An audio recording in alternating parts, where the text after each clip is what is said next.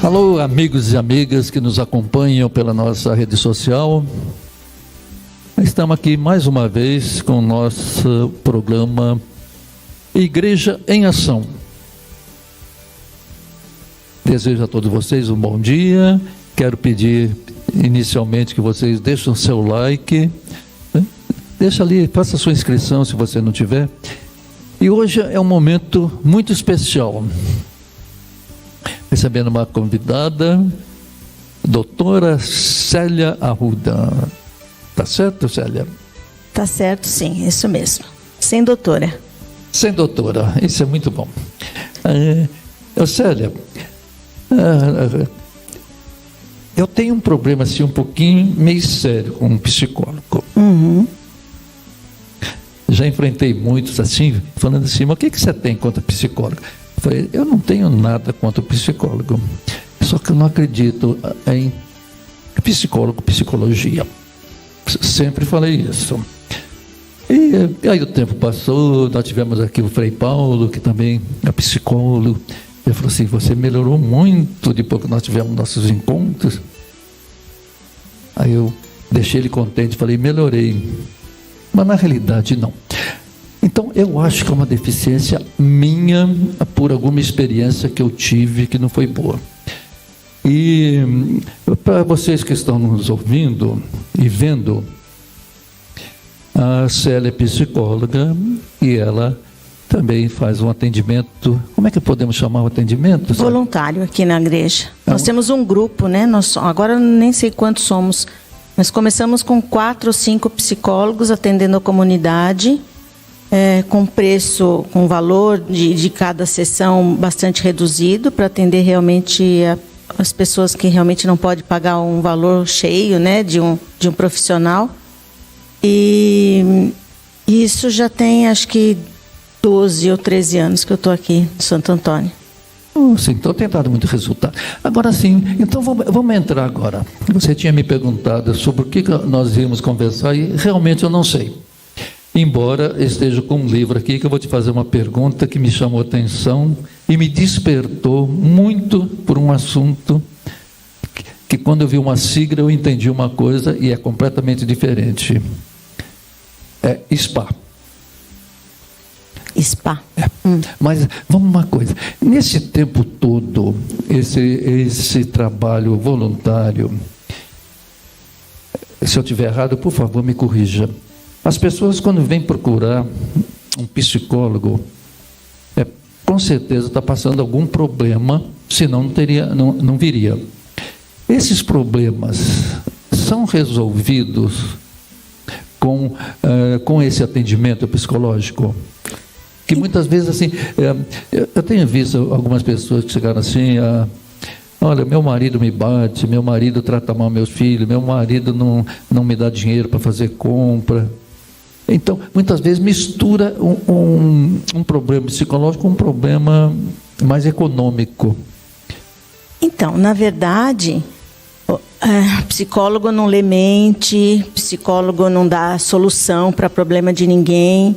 O nosso propósito é fazer com que aquela pessoa que nos procure em sofrimento psíquico, emocional, ela possa se fortalecer para fazer o enfrentamento dos problemas que ela venha a ter. Então, por exemplo, o senhor falou essa coisa de, meu marido me bate, e ela se submete a isso. Então, o que a gente tem que fazer é fortalecer essa mulher do ponto de vista emocional para que ela possa ter um lugar nessa relação e possa dizer, não quero mais isso para mim, e tomar uma atitude que possa livrá-la desse mal. Além de outras coisas, né? Muita gente vem muito insegura, com crise de ansiedade, preocupada em se está tendo um bom desempenho, então precisando muito do julgamento do outro com relação a si.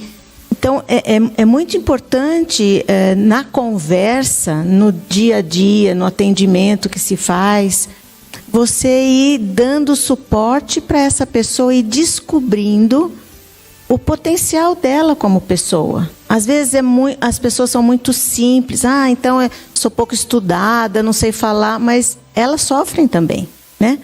Então não é só quem tem um poder aquisitivo ou uma cultura, alguma coisa que tem sofrimento psíquico, muito pelo contrário. Às vezes a gente vê pessoas muito simples que nos procuram em sofrimento e só de acolher, só de ter alguém que pare e ouça essa pessoa, ela ter o tempo dela, porque o tempo que a gente espera pelo paciente é sagrado. Se o paciente tem 50 minutos normalmente, é o tempo que nós atendemos. Se ele chegar com 10 minutos, eu tenho que atendê-lo com 10 minutos. Eu não posso, atrasou 10 minutos, eu vou embora e não vou atender. Ele tem aqueles 50 minutos e é uma obrigação do profissional estar disponível para ele naquele tempo e ele ter esse tempo para falar das suas coisas, das suas dores, das dificuldades e tudo isso. Então o papel que faz é você dar o ombro para chorar e dar a mão para levantar. Também, né? Quando a gente falou faz em isso. ansiedade... Ansiedade, como enfrentar o mal do século. O mal do século, ansiedade, Augusto Cury. Não li. Mas o que eu te falei do SPA, síndrome do pensamento acelerado. Sim. E teve uma coisa aqui que me chamou a atenção muito, até marcada.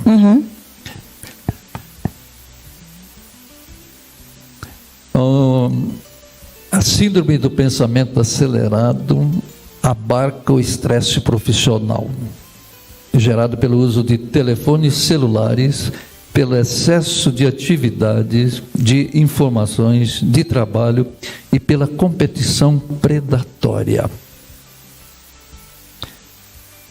Isso, então, lendo isso aqui, me analisando, eu não sou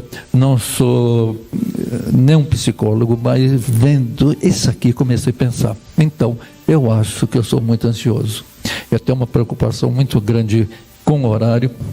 Não gosto de atender telefone. Não atendo telefone na minha casa. E muitas vezes a esposa fala, o telefone está tocando. Eu falei, deixa eu tocar.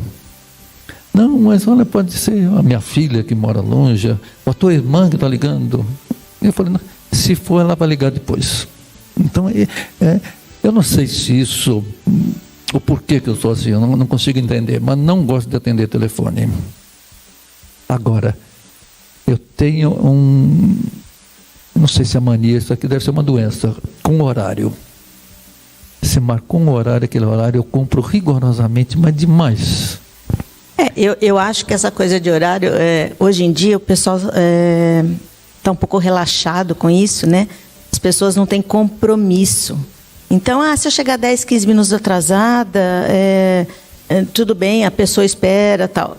E é uma questão de consciência. Se eu tenho um compromisso, eu tenho que cumprir esse compromisso.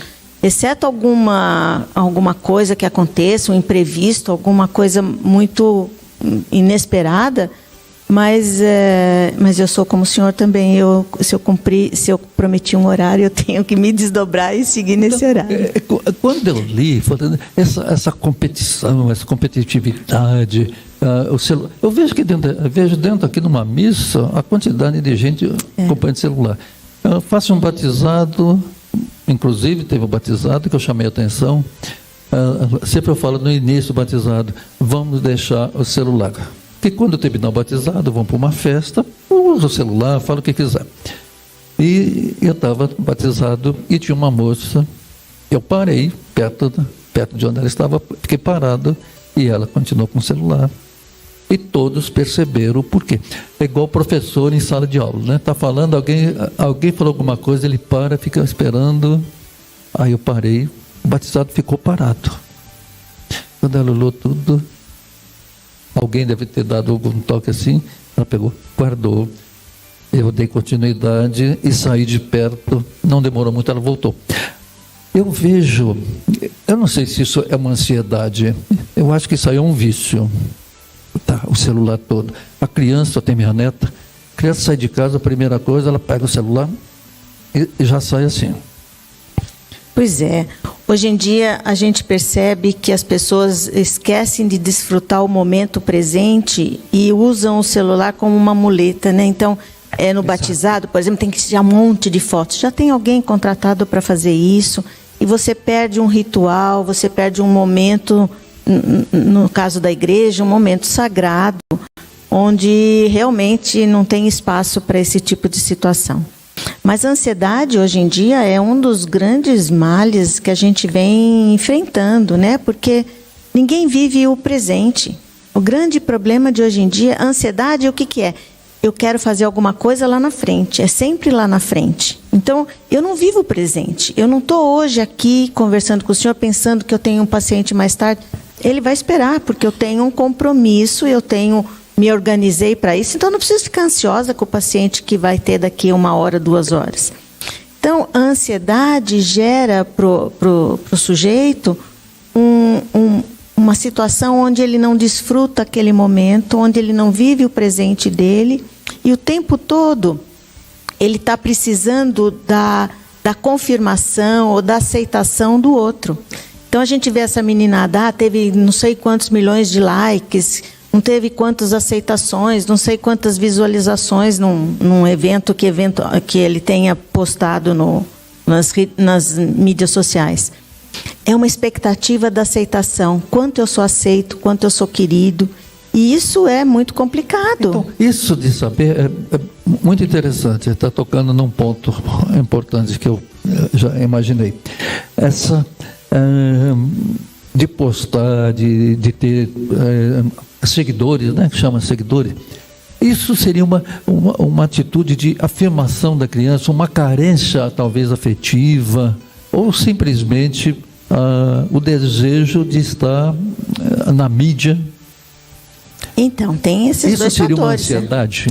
Isso é uma carência, isso é uma afirmação, né? Então, eu tenho milhões de seguidores. Isso significa o quê? Muitas vezes nada, né? Porque às vezes você tem um grande cientista, um sujeito que pode trazer uma contribuição muito importante, você vai ver quantos seguidores ele tem. Não bate esses sujeitos que ou são músicos, ou que dançam, ou que... Eu não tenho nada contra esse tipo de coisa, mas... a seleção das pessoas, né? O cuidado que a gente teria que ter para seguir alguém que vai nos ajudar a ter um pensamento, a tomar uma decisão, a se aculturar, está muito ralo. Você não tem, muitas vezes, um grande número de seguidores, de pessoas que possam te trazer um benefício intelectual, cultural, afetivo, educacional. Quantos professores aí devem ter seguidores? Meia dúzia. E aí a gente vê um monte de músicos, ou de dançarinos, ou de blogueiros, que trazem um conteúdo muito frágil, muito sem sentido para a meninada, e aí não tem muita seleção, né? Eu acho que isso é o grande problema da gente. Então, a carência não é uma ansiedade. Não, a carência não é uma ansiedade. Não necessariamente. Não necessariamente. Agora, você tocou numa coisa que eu fiquei ontem. Eu estou com 78 anos de idade. Casado há muito tempo. Tenho filho, tenho neto. Ontem nasceu mais uma bisneta. Ontem, às 21h10. Mas... E ontem, enquanto eu estava aguardando a minha filha ligar, que ela ligou e falou assim, olha, a minha filha falou assim, ela já entrou na sala. E eu deixei o celular ligado para me dar notícia. Porque estava havendo algum problema no nascimento que já tinha sido detectado. E nessa semana eu tive na terça-feira, eu tinha feito... Terça-feira foi um dia todo complicado. Eu tinha ido atender, eu fiz um procedimento, um exame na vista, fui à tarde para fazer uma exéquia, depois teve um batizado que eu fui fazer no hospital. E a criança com 1 mês estava com um corte no peito, assim, que teve que operar logo após. Nasceu, teve que operar. E a minha bisneta também tinha percebido, e eu estava preocupado. Então eu deixei o celular assim, falei, vou dar uma olhada na internet, que eu não vejo televisão. Eu pego alguma notícia na internet. E olha, Célia, eu não sei como é que chama. Era um negócio de entrevista, tinha 3 homens, um estava sentado conduzindo e 2 respondendo, e uma mulher estava no meio. Mas que nível baixo, o assunto que estava falando, eu fiquei abismado de ver como é que poderia, como pode, tá? Quando você vê que muitas vezes tem padre, aconteceu agora essa semana, tem padre que está proibido de falar alguma coisa, tem padre que está sendo preso, tem padre que está sendo escorraçado em tanto lugar, e permite que veicule uma coisa dessa. Um nível baixíssimo, palavra de baixo calão. Olha, eu fiquei... Cada coisa que foi falada... Se a televisão mostra... Aí eu falei assim, será que eu sou ansioso? Eu estava com o livro na frente. Será que eu sou ansioso em querer que todo mundo tenha um comportamento exemplar, que tenha educação, que trate a família direito, que trate seus pais, respeitem. E que respeite o próximo também. Eu vejo isso como um inconformismo da gente, né? Essa coisa do respeito com o outro, que hoje em dia a gente percebe está bastante complicado, né? Porque, assim, hoje em dia as crianças têm uma pseudo-liberdade, né? Tudo pode, criança pode tudo, você não pode chamar atenção, você não pode proibir, você não pode deixar de dar o presente da hora, a criança tem direito a tudo, e isso faz com que os limites fiquem muito frouxos. Então, o que acontece? Eu posso tudo. Se eu posso tudo, então eu posso, como o senhor falou, assistir um programa que não traz conteúdo nenhum, mas provavelmente para muita gente deve ser o máximo, né? Então, os valores são muito diferentes. Eu desligo, eu já tirei, falei, não quero ver mais nada, larguei, eu peguei um livro, fui ler, fui escrever, para não ver e só. E não demorou muito, ela ligou, falou, olha, a Giovana nasceu. Eu falei, já posso desligar o celular. Aí já desliguei. Sim. Eu falo, mas é uma coisa que eu não sei se isso deve ficar como esse programa que nós estamos fazendo vai ficar gravado. Então, se isso ficar gravado, uma criança de seus 10 anos, 12 anos, pode acabar tendo acesso a essa informação e não vai ter acesso a uma informação e não vai ter uma formação intelectual, moral, ética nenhuma. Porque está havendo uma liberalidade tremenda e eu sou ansioso porque eu tenho necessidade de ver as pessoas agirem direito, de serem honestas, de me preocupar com o horário, me preocupar com o bem do próximo. Então, isso são valores, né? São valores que o senhor adquiriu e que com o passar do tempo, muitos desses valores, não todos, muitos desses valores foram desgastados por essa pressa, por essa necessidade de ter, por essa necessidade de status, de se mostrar, né? Muita coisa passa por aí. Dessa coisa de ser aceito por uma sociedade que nós estamos, que é uma sociedade de consumo muito grande, né? Então, muitas vezes a gente sai da missa e um quer bater no outro aqui no carro, uma pressa para ir embora. Quer dizer, eu fico pensando, quando eu saio e vejo isso, eu falei, parece que ninguém aprendeu nada, né? Cadê a solidariedade, cadê o amor do outro? Se o outro está precisando entrar, é porque precisa. O que custa deixar passar, né? Então... Eu fiz isso ontem. Alguém deve ter me xingado. Eu não me lembro, eu estava saindo... Eu não sei, estava numa pista assim, uma senhora queria atravessar. E aqueles carros vindo. Eu dei uma freada no carro, parei, e vinha outro carro atrás também, que eu vi quando ele parou. Mas deixando que ela conseguisse atravessar aquele movimento de fim de tarde, difícil. Aí ela atravessou, ela só olhou assim para mim, eu baixei a cabeça, aí eu continuei. Acho que foi coisa de 1, 2 segundos, só vi um barulho passando do lado. As pessoas têm... Essa pressa que você falou, isso... Incomoda muito, né? Incomoda. Então, mas a gente tem que se proteger um pouco disso. Eu acho que quando isso incomoda demais ao senhor ou a algumas pessoas, não dá para a gente sofrer tudo por causa disso, porque senão a gente não sai mais de casa, a gente não faz mais nada. Porque hoje em dia, em algumas comunidades, em algumas regiões, a gente tem esse risco de viver essa pressa, viver essa falta de educação mesmo, numa fila, num momento onde você está orando, né? É complicado. Às vezes, na capelinha, você está lá fazendo a sua oração, tem alguém falando no telefone dentro da capela. Quer dizer, o sagrado lá não está sendo respeitado. Então, se você for para outras situações também, de trabalho, né? Quando você não colabora com um colega, porque ele pode ter uma promoção e eu não.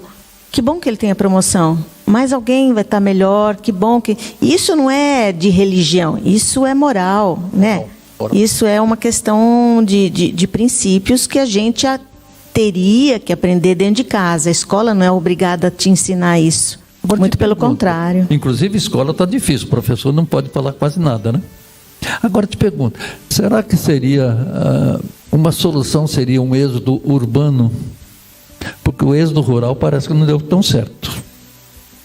Houve esse inchaço de toda a cidade e agora a gente consegue perceber, pelo menos tem muita pessoa conhecida, o que você está fazendo? Estou mudando para o interior, em busca de uma vida um pouco mais pacata, um pouco mais cheia de vida.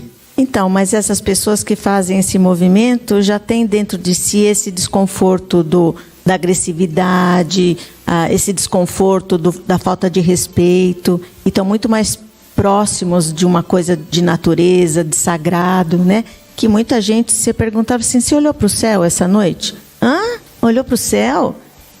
Tem que olhar para o céu, né? Tem que olhar para o céu azul que a gente tem, que é lindo, tem que olhar para o céu noturno, que é lindo também, mesmo nublado, com estrela ou sem estrela. Quer dizer, esse religar à natureza é muito importante e traz para você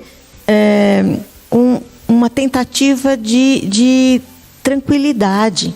Porque muita gente acha que isso é perda de tempo, que isso imagina, não tenho tempo para olhar para o céu, estou ocupado com tal coisa. Será que está ocupado mesmo? Será que é só um tarefeiro que tem que estar ocupado? É engraçado que tem uma época a pessoa fala, está tão corrido e tal. Eu falei, não, estou bem, estou tranquila. Porque a gente faz o que quer, no tempo que quer, sem se sobrecarregar, porque isso é uma escolha. Mas é que você já fez a sua vida, já tem as suas coisas que você quer. Tenho por acaso, não me faz tanta falta se não as tiver. Mas de você poder viver uma vida em plenitude, no sentido de não se colocar coisas na vida, mais no seu dia, na sua atividade, mais do que você pode fazer. Ser ocupado é chique, ser ocupado é legal, é da hora, não sei se a gíria eu sou antiga, mas por que estou cansada, eu fiz tanta coisa, isso. Fez porque quis, podia ter talvez cortado pela metade tudo isso. Você me fez voltar à infância agora, que eu tenho feito algumas vezes. Eu sento na varanda em casa, fico olhando para o céu, fico olhando as nuvens e lembrando quando era criança, ficava vendo os desenhos das nuvens. É um trenzinho, é um ursinho, é um cavalo, imaginando tudo aquilo. E voltei. E aproveito, muitas vezes eu tenho feito. Acho que você é a única aqui da igreja que vai ficar sabendo disso agora. É a única. Que eu não tinha falado para ninguém. Agora não vai ser mais tão novidade assim, nem segredo. Que muitas vezes estou vendo ali e passo a fazer ali uma poesia em cima daquilo que eu estou vivendo. Então, assim foi indo. E ontem mesmo, vou passando, eu comecei a descobrir uma maneira diferente de me ocupar. Em vez de ficar apressado, em vez de ficar enfrentando esse spa. Quando eu vi spa, eu falei, nossa, vamos no spa. Aí que eu fui ver, síndrome do pensamento acelerado. Então, eu estou muito à frente, correndo muito. Eu chego aqui, já estou preocupado, o que vai acontecer? É um batismo, é um casamento, é alguma coisa. Eu já penso que vai chegar, que vai fazer, que eu vou fazer e depois o que vai acontecer. Estou muito acelerado. E não faz sentido nenhum. Eu estava tão acelerado nesse último domingo, que o outro batizado que eu tinha, a família não veio. E eu já estava preocupado quando ele ia chegar, como que eu ia colocar, como que eu ia fazer, já tinha deixado tudo preparado. Houve um caso, parece que a pessoa passou mal, a criança ou a mãe, e não puderam vir. Então eu vi toda a minha mais uma vez isso aqui, mais uma vez, gente, por que toda aquela minha pressa em deixar tudo pronto, já imaginando tudo que estava acontecendo?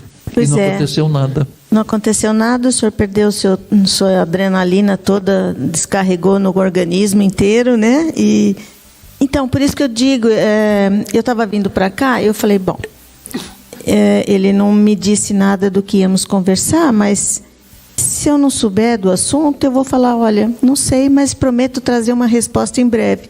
Porque senão a gente perde a oportunidade de estar presente em momentos onde as pessoas lembram da gente. E eu jamais ia poder falar não para Santo Antônio, né? Então, eu acho que assim, cria uma ansiedade. Ansiedade é bom? É bom. E para eu atravessar a rua, eu preciso ser ansiosa, porque eu tenho que tomar cuidado com o carro que está descendo, a velocidade e tal. Mas não isso me tirar de uma situação onde eu perco o controle. Que a ansiedade faz isso com a gente. O coração acelera, você transpira, você fica pensando em coisas que de imediato não têm o mínimo sentido, muitas vezes, e perde a oportunidade de estar desfrutando alguma coisa. Ah, mas como que a gente consegue isso? Consegue desacelerando um pouco, consegue com maturidade, consegue não se preocupando com julgamento, né? Eu acho que a meninada hoje em dia se preocupa muito com isso. Talvez eu também tivesse preocupado com isso há 30, 40 anos atrás. Mas a experiência de vida nos mostra que isso não leva a nada, né?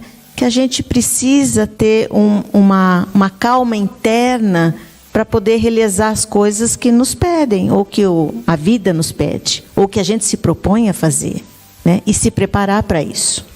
Né? Eu estudei muito para poder estar aqui hoje.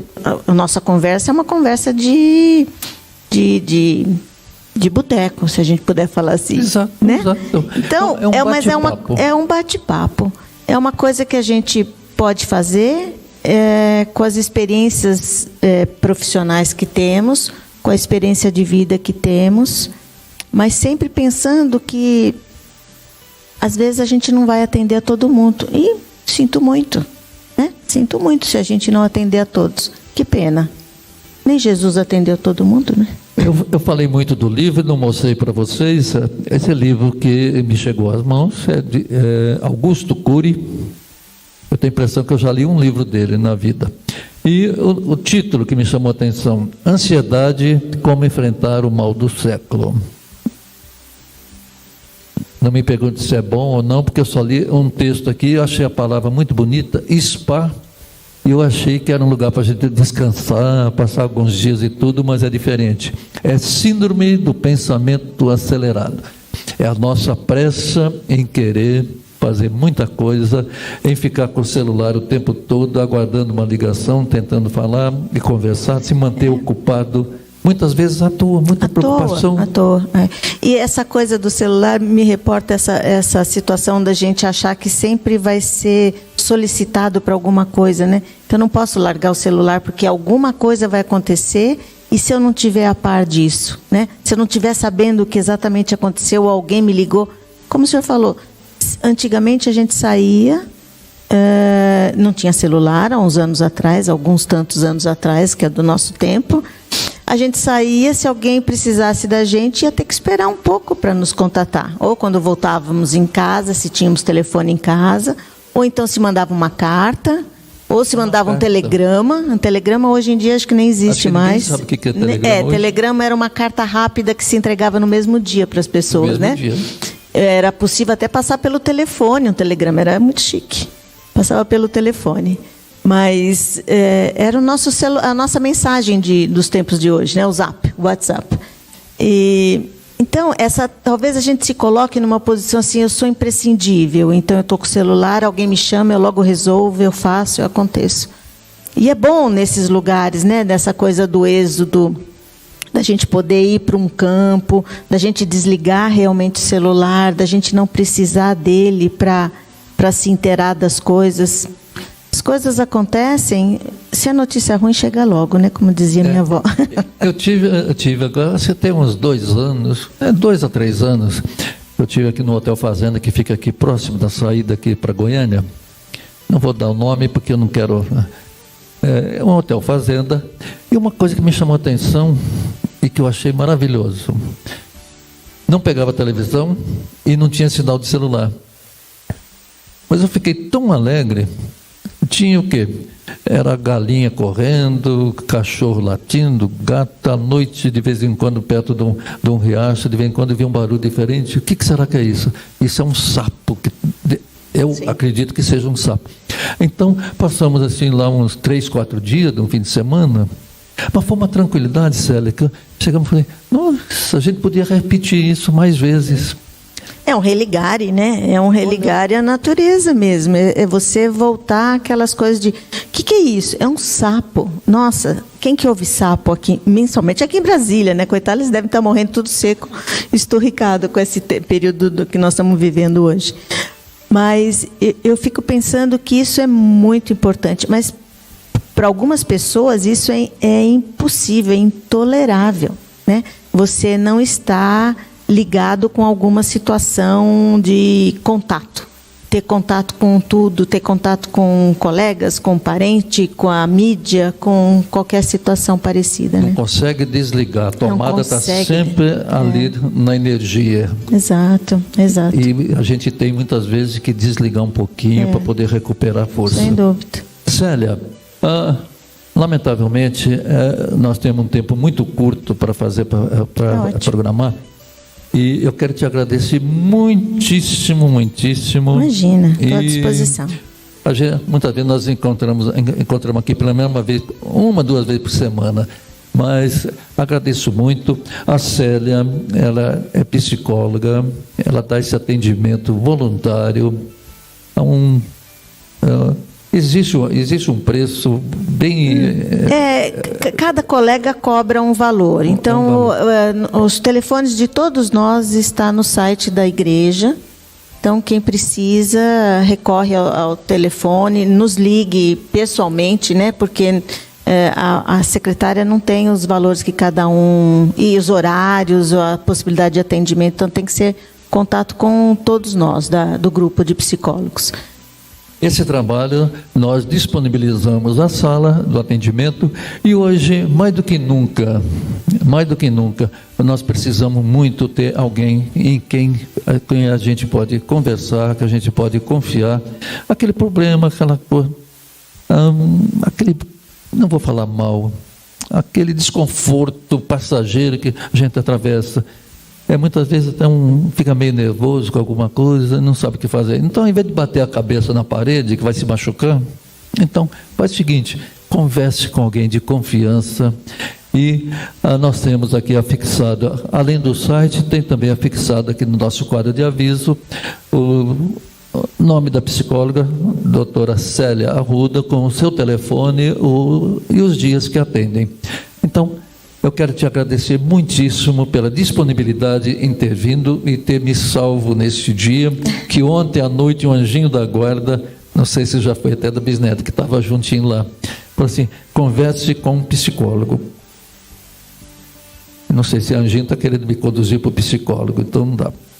Porque a minha esposa foi num psicólogo, quando começou, no primeiro dia ela voltou para mim e falou assim, não volto nunca mais. Que pena. Então, isso não é uma significa situação... que todos Sim. eles vão, como você bem disse, não vai resolver um problema, Sim. vai auxiliar, vai ensinar o caminho, como pode melhorar. É um processo, né? Fazer esse vínculo, ter esse contato com outro profissional é uma coisa muito delicada, né? Tocar a alma humana é uma coisa muito delicada. E às vezes às vezes não deu liga. Eu sinto muito, mas é uma ciência. Não somos paranormais, não sabemos o que o outro pensa. é um trabalho duro, mas vale a pena, porque você está tocando outro ser humano que precisa ser acolhido. Então tá. Célia, muitíssimo obrigado. Foi um prazer. A sua despedida, então. Obrigada por ter me chamado. Foi rapidinho, mas sempre a gente dá um jeitinho quando tem compromisso. Eu tenho um compromisso com essa igreja muito grande. Foi muito bom, eu acho que bastante bem ilustrativo para nós, para saber, e para mim foi uma verdadeira aula. Agradeço a todos vocês, muitíssimo obrigado, até uma próxima oportunidade, e paz e bem.